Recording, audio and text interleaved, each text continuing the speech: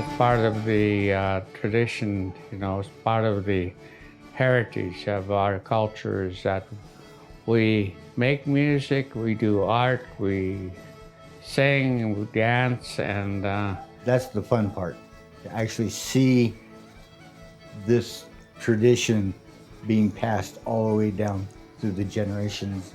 It's the 37th festival. That's a long time. Well, a lot of people have never been up here before and everything, when they hear about the Athabascan Fiddlers Festival, they look and say, what do you mean Fiddlers Festival? They don't understand the history that our people have had from the outside influences, the Western culture.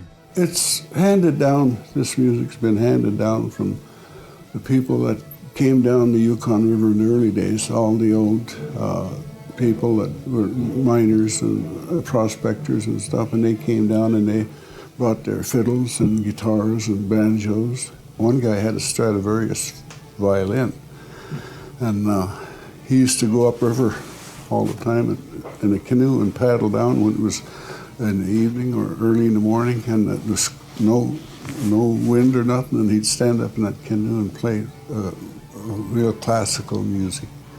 And we used to go down and listen to him floating down the river. It was fun. It was a lot of fun with them old timers. I wouldn't trade it for anything. well, I'm 73 now, but when I was 14, I used to play for church, and because they needed a organ player, and back then nobody else wanted to learn to play piano or organ, and they forced me to learn. I first picked up guitar back in 1976 and did my first performance in 1979, which is my 40th year this year. And I was raised with that music, and it's just in my blood.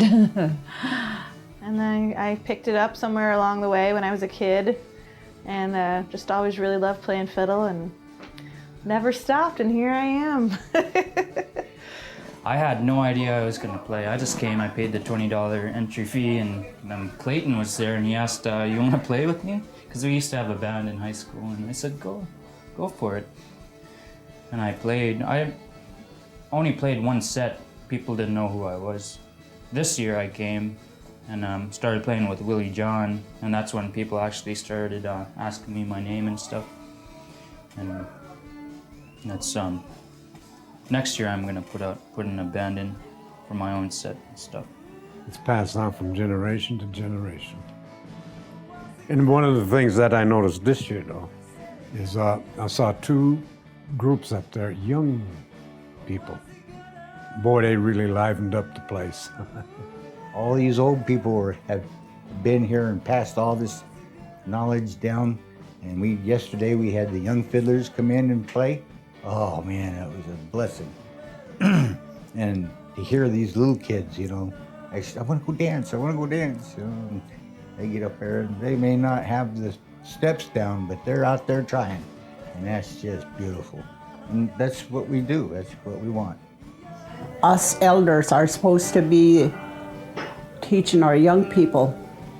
And one of the things that we do when we come together, there's a lot of humor.